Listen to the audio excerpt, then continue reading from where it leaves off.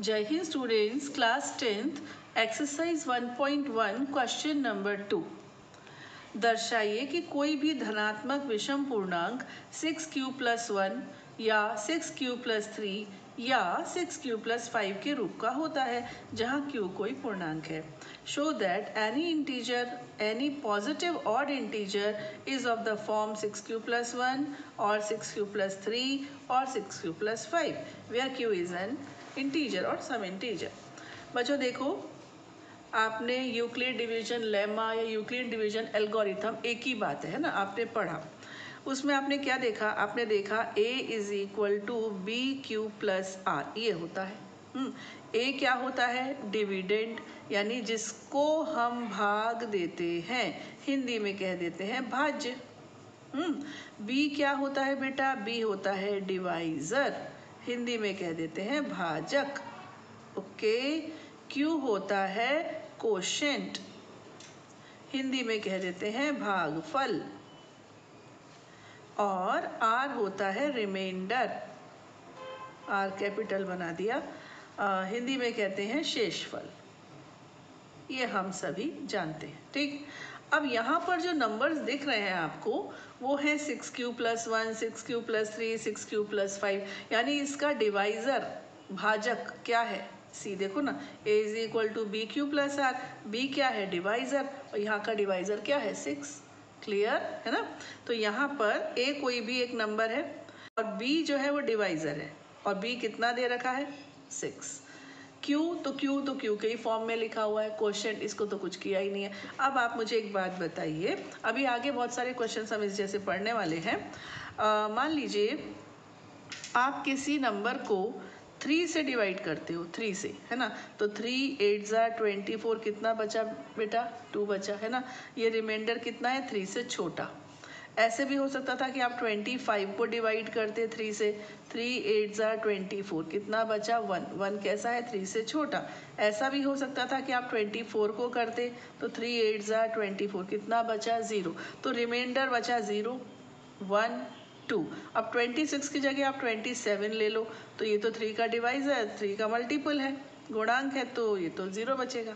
यानी रिमाइंडर क्या क्या बचे? 0, 1, 2। 3 से छोटे बचे, 3 से बड़े तो नहीं हुए, है ना? ऐसे अगर आप 4 से डिवाइड करते तो रिमाइंडर या तो वह 0 बचता, या 1 बचता, या 2 बचता, या फिर 3 बचता। 4 या 4 से बड़ा नहीं होता। क्लियर?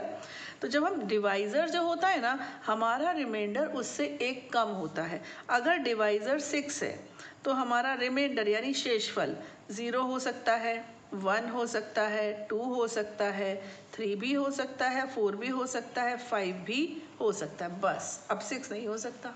क्लियर? ये हमारे रिमाइंडर्स हो सकते हैं। तो आप लिखेंगे therefore number can be expressed as